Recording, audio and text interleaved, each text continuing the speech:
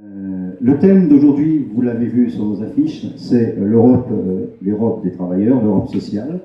Et on a décidé de prendre ce sujet en appui sur la présence de nos camarades, à la fois Philippe Bonneau, qu'on ne présente plus, mais nos camarades belges, vous les avez vus sur les affiches, Vladimir Kaller, qui est rédacteur en chef du Drapeau Rouge, le journal du Parti communiste belge, et puis notre ami Freddy Visconti, qui est membre du comité, des comités exécutifs des métallos de Charleroi, et qui est aussi membre du Parti communiste belge. Voilà. Donc ces camarades vont nous aider à répondre à une question sur deux sujets. C'est d'abord nous présenter en quelque sorte la dimension européenne du syndicalisme auquel ils participent, même s'ils sont surtout avant tout des représentants de leur syndicat de base. Hein.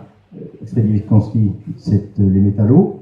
Notre ami Philippe, c'est pareil, c'est les métallos, à travers Aperam. Et son expérience qu'il a eue, il nous l'avait déjà présentée à la soirée débat de Mont-Solimine, sur sa participation sur le syndicat européen, le comité d'entreprise européen, excuse-moi. Et notre ami Vladimir Kaller nous parlera un peu plus de la dimension européenne à travers le Parti communiste belge, mais aussi sa participation au Parti européen de gauche, hein, au PGE, Parti de la gauche européenne, European Left, et aussi sur sa dimension, puisqu'il est aussi responsable au PCB, à l'international. Donc on va pouvoir parler de l'Europe sous différents aspects. Alors je laisse la parole d'abord à Vladimir, qui m'a donné quelques éléments sur l'Europe et surtout la construction européenne au travers de la Constitution. Voilà, vous avez la parole. Vladimir, c'est à toi. Tout d'abord, merci de nous permettre de venir ici à dialoguer avec vous, parce que pour moi l'importance de cette réunion, c'est que ce soit une réunion d'échange entre la salle et nous-mêmes. Je suis effectivement rédacteur du journal de notre parti, le Parti communiste de Belgique, et en charge aussi des questions internationales. Alors la question européenne est un sujet non seulement de grande importance, mais d'actualité. Demain, vous savez, un moment important de la vie politique française, et un des sujets autour duquel va être décidée l'élection de demain, c'est la question européenne. Question que, à mon avis, n'était pas suffisamment traitée dans les débats. Mais essayons aujourd'hui de parler un peu. Je vais m'occuper surtout d'essayer d'esquisser le contexte historique de la construction européenne. Parce que c'est quelque chose qui, malgré sa gravité, malgré son importance, n'a pas été, à mon avis, assez éclairci. Et nous, les travailleurs, les populations, nous avons été victimes d'une campagne mensongère, d'une manipulation de l'information, de la connaissance et de l'histoire. C'est-à-dire qu'on nous a présenté la construction européenne sur une facette, sur un visage qui ne correspond vraiment pas à la réalité des faits. Effectivement, on nous dit que l'Europe c'était un projet de paix, que c'était une initiative pour que les guerres disparaissent du continent européen. Eh bien, c'est complètement faux. En réalité, la construction de l'européenne, c'était, pour le dire de manière simple, une question de business. Il s'agissait que les gros capitalistes dans l'industrie, notamment de la métallurgie, de la construction et tout ce qui était autour de l'acier et du charbon, autant du côté français que du côté allemand, ils se sont dit que au lieu de se faire la guerre entre eux, il valait mieux élargir les marchés pour leur production. D'ailleurs, il y a quelque chose de très symptomatique que je vous invite à vous intéresser. Lorsque on est en pleine guerre, en plein bombardement, l'aviation allemande bombarde les territoires français, mais des capitalistes du secteur de la métallurgie, du secteur de l'acier, se mettent en contact avec les nazis, des capitalistes français, de manière à que le bombardement ne touche pas les centres industriels de la métallurgie française, notamment le groupe Wendel. Vous avez sûrement entendu parler de M. Desselières, l'ancien patron des patrons de France. Il vient directement de la famille Wendel, il vient directement des groupes métallurgiques. Il s'est mis d'accord pour que les Allemands bombardent partout, mais sauf dans leur industrie. C'est la même chose qu'avait essayé de faire et qui a réussi à faire les grands industriels de l'automobile, Renault, en collaboration avec les nazis. Ça, c'était un petit aspect des choses. Mais en réalité, quelle était la vraie raison, les vrais motifs de la Constitution européenne? Il s'agissait que la guerre venait de finir. La guerre venait de finir grâce notamment à la victoire de l'armée rouge, qu'on essayait toujours de cacher et d'ignorer, grâce à la victoire de l'Union soviétique. Et cela avait donné une énorme popularité au mouvement communiste européen, au mouvement marxiste européen. D'autant plus que la résistance contre l'occupant nazi était surtout l'effet de la résistance communiste, du rôle du Parti communiste. Alors il fallait arrêter cela. Et pour arrêter cela, il y avait deux aspects, deux volets. Les volets politiques, c'est-à-dire l'ancien projet politique, soi-disant pour la paix, qui était la Constitution européenne, mais qui était en réalité pour arrêter l'influence du mouvement communiste, et un volet militaire. Quel était le volet militaire? Hitler venait d'être battu,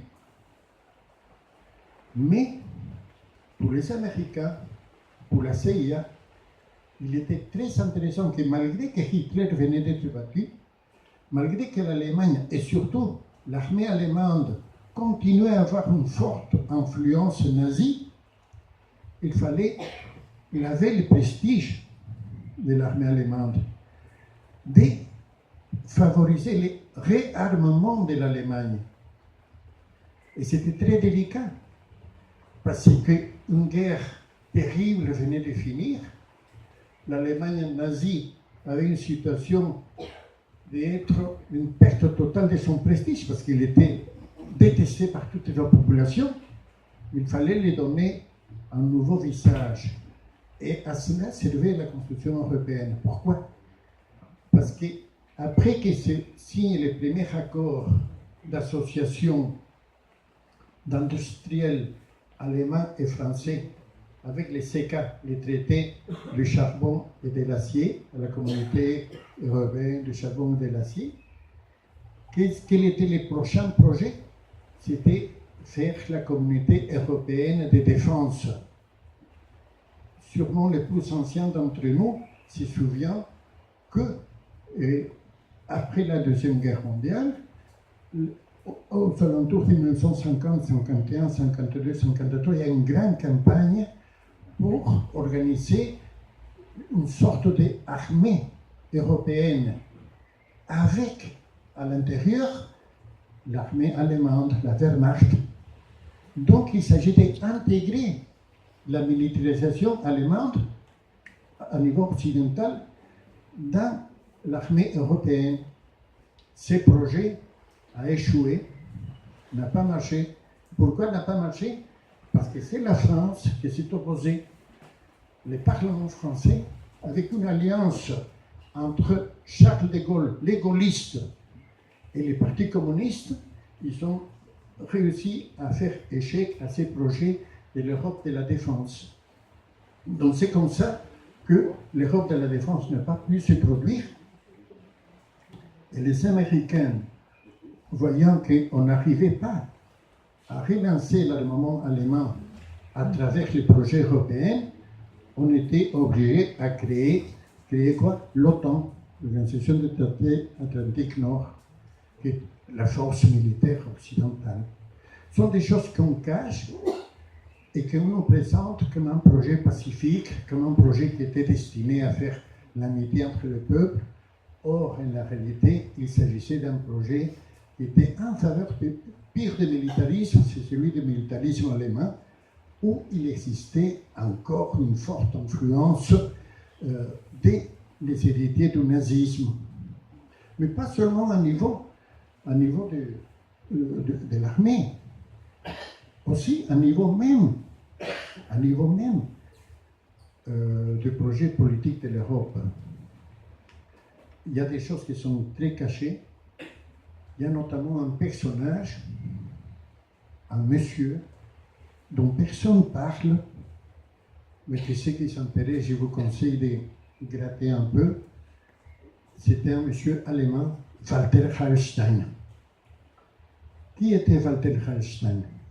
Walter Hallstein, c'était un des signataires du traité de Rome. C'est le traité qui a donné naissance à la Constitution européenne.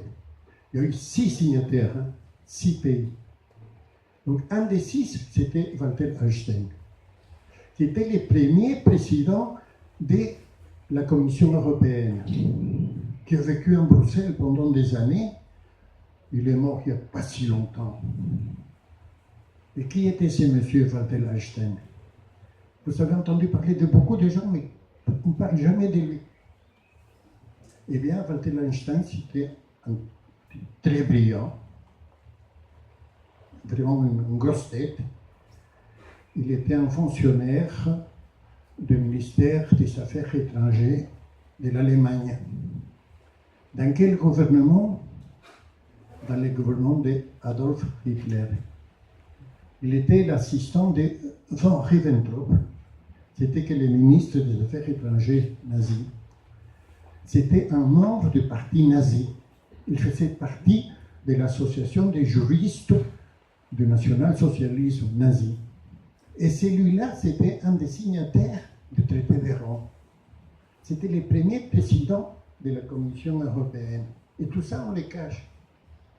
Tout ça sont des choses qu'on ne connaît pas. C'est pour ça que je vois que la grande bataille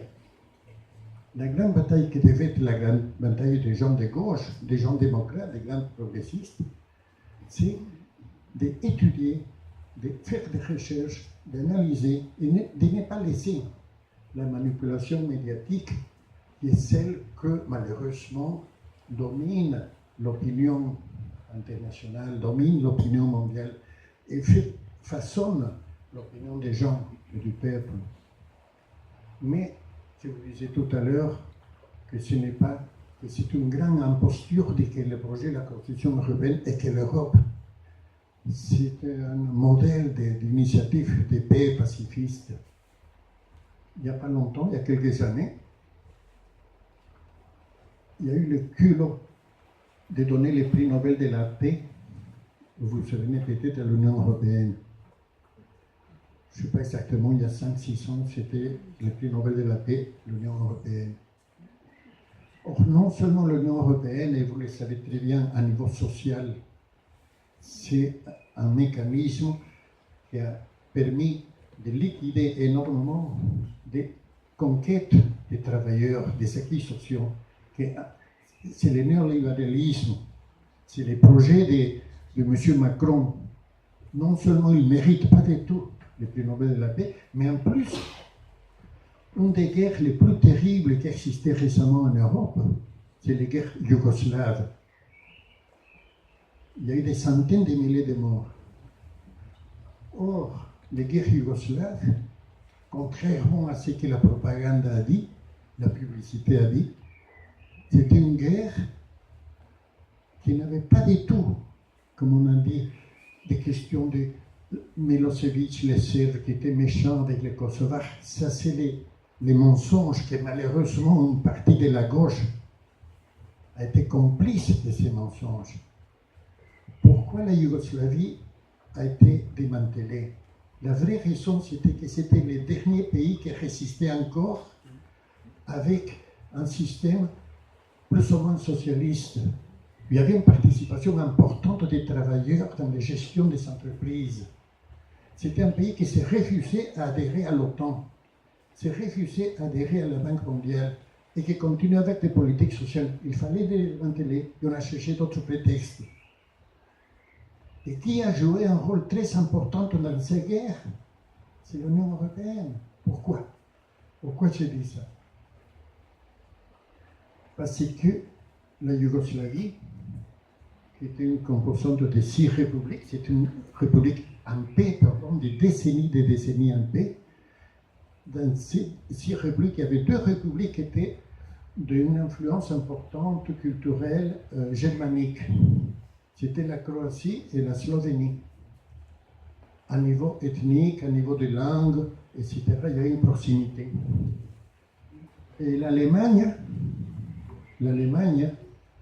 qui continue à dominer l'Europe plus que jamais aujourd'hui, avait intérêt à agrandir son influence sur ces 2 républiques, la Croatie et la Slovénie. De manière que les Deutschmark, qui existaient à l'époque, n'avaient pas encore l'euro, puissent se répandre aussi dans ces pays et fortifier l'influence économique de l'Allemagne, les marchés allemands. Mais il fallait pour ça que ces 2 pays sortent de la Yougoslavie. Et le moment que ces 2 pays, avec des gens, des sympathiques fascistes de ces pays, ont réussi à commencer à provoquer des conflits, etc., c'est l'Union européenne qui, avant tout le monde, a reconnu, a donné reconnaissance légale à ces 2 pays, donc a contribué à déclenchement de la guerre. Une fois que l'Union européenne a reconnu ces 2 pays, s'est produit les premiers affrontements entre Serbes et Croates. Donc c'était un pays qui vraiment a contribué à la guerre de l'Union européenne et qu'on la présente comme un projet de paix. Mais il n'y a pas seulement ça. Je pourrais vous retenir très longtemps, on m'a donné quelques minutes simplement pour prendre la parole. Il y a notamment le fait que la monnaie unique, par exemple, quelle est l'origine de la monnaie unique, de l'euro? C'était un marchandage entre M. François Mitterrand et Helmut Kohl de l'Allemagne. Et c'était toujours dans le contexte des guerres yougoslaves. En effet, la France avait une tradition d'alliance, de solidarité avec la Serbie. Tandis que l'Allemagne, comme je viens de vous le dire, avec la Croatie et la Slovénie. Alors, quelle était la négociation entre Kohl et Mitterrand? Kohl l'a dit à Mitterrand, tu laisses tomber la Serbie et moi je laisse tomber les Deutschmark. Autrement dit, moi j'accepte que l'euro, la monnaie unique, remplace les Deutschmark, mais toi, tu laisses tomber la Serbie. Et Mitterrand, fidèle à son passé collabo, a tombé, accepté évidemment les marchandages. Donc c'est avec ces éléments-là qui sont très peu connus que s'est construit l'Europe. Maintenant nous sommes dans l'Europe, c'est une réalité. À l'intérieur de l'Europe existent heureusement encore des forces progressistes, des forces de gauche, des forces marxistes.